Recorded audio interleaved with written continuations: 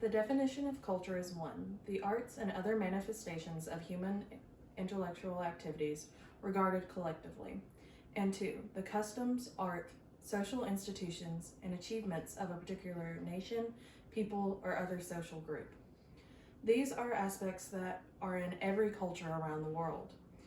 However, as a society, we hardly talk about other cultures. Right now, I'm taking AP Art, and it has opened my eyes up to many different cultures. One I found particularly interesting was cult culture. Have you ever wondered why someone joins a cult and what culture that creates as a result? I wanted to explore these questions and more specifically, what culture the Manson family had/created. The first thing I found out was that cults have a specific structure that allows them to exist for an extended period of time. According to Alan W. Esther, Department of Sociology and Anthropology, cults are shaped like pyramids. At the top are the leaders. Leaders are normally very charismatic and seen as a superior. They tend to have narcissistic tendencies, causing them to believe that they are a chosen leader and no one can do what they can do. Below them are the devoted followers, who are extremely loyal and devoted to their group. They also tend to be very submissive as a whole and viewed as extremists. This is what allowed Manson to manipulate his family. At the bottom are the members. They do support the cause, however, they are not fully involved and are most likely the first ones to leave. As a result of the pyramids, the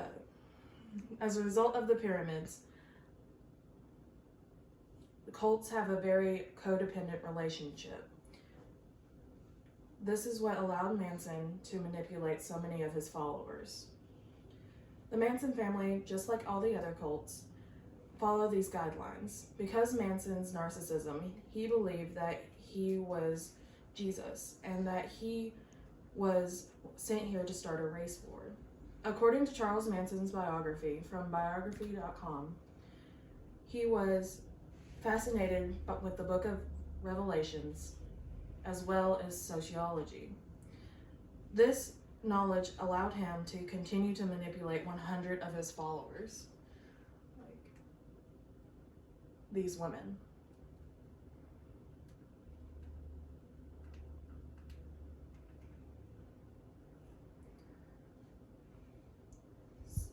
Psychologists believe that he used this knowledge to manipulate them and keep them underneath his control.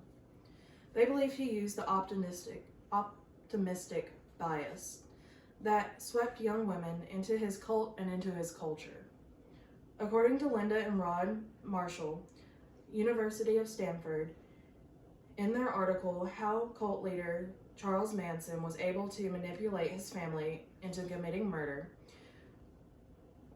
they state that we are hardwired to look for the right side in things, and that in the case of people recruited for cults, they believed what they were promised and that they hoped and expected to find. Because of this, in their culture, the women manipulated saw him as godlike and would do anything for him. Lastly, Charles Manson looked at his murders as achievements.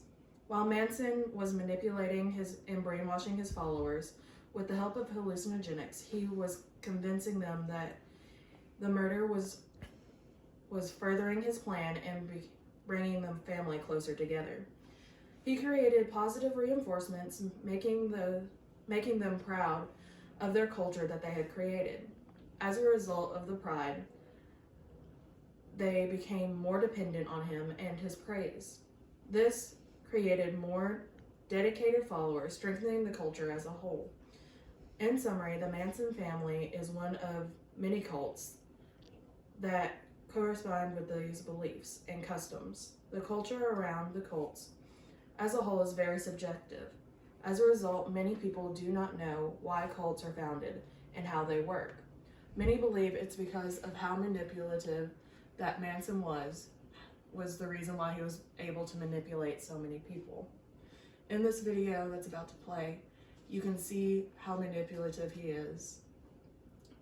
When asked if he felt guilt about anything, this is what he said. I'd be ashamed of that, for not doing enough, for not giving enough, for not being more perceptive, for not being aware enough, for not understanding, for being stupid.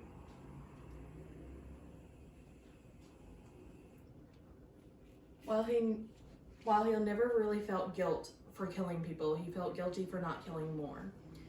By learning about cults, we can identify the warning signs and might help someone stay out of trouble. Thank you. For the end.